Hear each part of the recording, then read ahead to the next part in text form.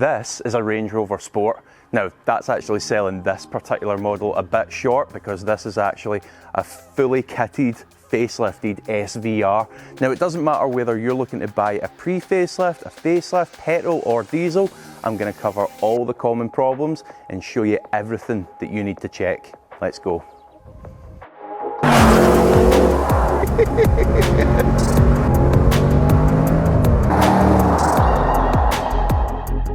So problem number one starts here with a key. Now, although not as common as some of the issues we're going to go on and talk about today, these could occasionally lose their connection to the car. So you're not able to open it, start it or do anything. So check this, the main key that the seller's handed you, and also check the key that he's probably hiding in his pocket, hoping that you won't check.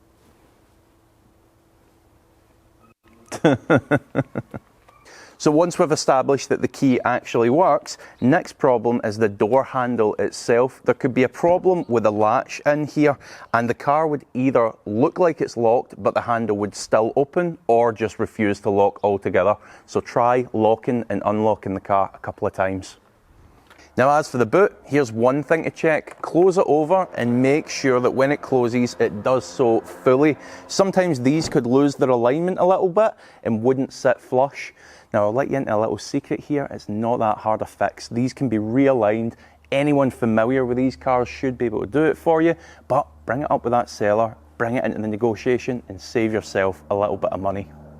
Next up, bit of a random one for you, but windscreen wipers. These can tend to stop working from time to time. Now, a lot of people start to think, is it maybe the stock where you turn them on that's faulty, or is it the relay that's gone? In reality, this is actually a bit of a software glitch and it tends to be a reset of the body control module that's required to bring them back to life. It's an unusual problem because if you put the car into winter mode inside, it will wipe the screen. So it's obvious that the motors are okay. You can see why people start to think it's the stock of the relay, but that's what it is. It's usually the BCM, the body control module, that needs a reset. Again, anyone, any garage familiar with these cars should be able to do that for you. So next up, let's go into the engines, and it goes without saying this is a section that you don't want to miss. Also, look at the carbon bonnet on this SVR, absolutely stunning. But before we get onto these engines, quick favour ask from you guys, and that is, if you're enjoying this video, getting value from it, please do hit that like button so other prospective buyers can find it as well. And also, we create these buyer's guides for every type of car, so the channel may well be a worthwhile subscribe for you as well. Anyway, let's start with the diesels. So since the start of production, both the SD and the TD V6s have had the occasional crankshaft failure. Now, as to why this occurs, well, there's two different schools of thought on it. One is quite the classic failure where the bearings start to spin. The other is harmonic resonance. Now, the good news for you is when you go and view one of these cars, if it's got those engines in there, it's quite a catastrophic failure. So it's not like the owner can try and cover it up and you're going to miss it. You're going to notice if that's an issue. It is a bit of an internet horror story. The actual failure rates were not high compared to the amount that Land Rover actually made. Next up, let's talk about the SD V8 diesel engine. Now, the main concern on these was turbo failure. As of 2014, they added an additional turbo drain to them, and this did seem to quell most of the problems. That same turbo drain can also be retrofitted to older models, by the way. So if you're looking at one, particularly if it's before 2014, make sure that's either been added, or if it's not been added, be on the lookout for the classic turbo failure type symptoms. That's blowing blue smoke when it's on boost, and just a general lack of performance as well. So next up, let's go on to talking about the petrol engines. We'll start at the smallest, work our way to the larger engines. So kicking us off with our foray into the petrol powered engines found in the Range Rover Sport is the 2 litre Ingenium range. Now, these could be found in both petrol and diesel, and whilst the petrol is reasonably reliable, apart from the odd timing chain problem, the diesel is terrible. Blown turbos are common for a kick-off. They start letting oil into the cylinders, which starts to bend the rods. That is, of course, unless your injectors give up first, which can cause the engine to run so hot that your pistons will actually begin to melt. You've probably heard about enough by this point, but just in case you haven't, the cylinder liners are also prone to failure due to being made from a weaker material than the piston rings. So moving up the petrol capacities, next up was the Supercharged V6. Couple of things to highlight here. First up, leaking valve cover gaskets. And they could also be prone to coolant leaks as well. So make sure you have a good sift around the engine bay and check under the car for any fluids seeping out. Now do it now, but also do it after the test drive. Unscrupulous sellers will mop up mess before you get there, so bear that in mind. Also, on that particular engine, the Supercharged V6, there was a recall for the timing chain if it was made before 2016. Make sure that's been carried out. Now, as for the Supercharged V8 range, well, these actually tended to be pretty robust, didn't share the same leak problems as the V6s, thankfully, but some of the earlier ones did have the same timing chain problems. Bear that in mind, and also listen out at idle for any chatter or rattling coming off of the chain. Right, I think we've done just about enough chatter. Let's get this beast out for a rip now.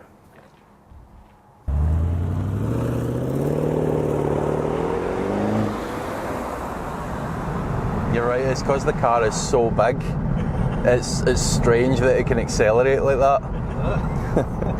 So welcome to the test drive, everyone, and I really hope the car you're looking at is as described. There's nothing worse than going to see a car and it's just not what you're expecting. Certainly if it's anything like this example we've got here, then you're on to a winner, definitely. So what do we need to check? Well, first up, if it's a 2016 or 2017 model, this is definitely not the best seat in the house, because there was a recall for the seat belts. Make sure that's been done, and there was also a recall for the chemical mixture being wrong in the passenger airbag. So again, make sure that's been carried out. It's a good thing it's a big car if you're going to be in an accident with those recalls in place. So one thing that completely dominates this interior are the huge screens in the centre here, but pay attention to them on your test drive, because there have been examples where they've short-circuited and it's caused problems with the screens either starting to flicker or go into a reboot cycle. Now if that's under warranty, it should be covered, but if the car that you're buying for whatever reason doesn't have a warranty or is not covered, that's going to hurt your pocket, so pay close attention to them throughout that test drive.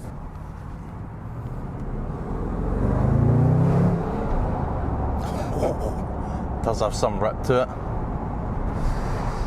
So couple final problems to mention here. Now this next one, you would hope that no one's driving around with their indicators not working, but double check. We have seen weirder happen. So check those indicators are working. Usually it is just a software update that's required, but certainly bring it up with the seller. Save yourself a bit of money and enjoy the performance if it is an SVR that you're looking at. Damn, it's quick.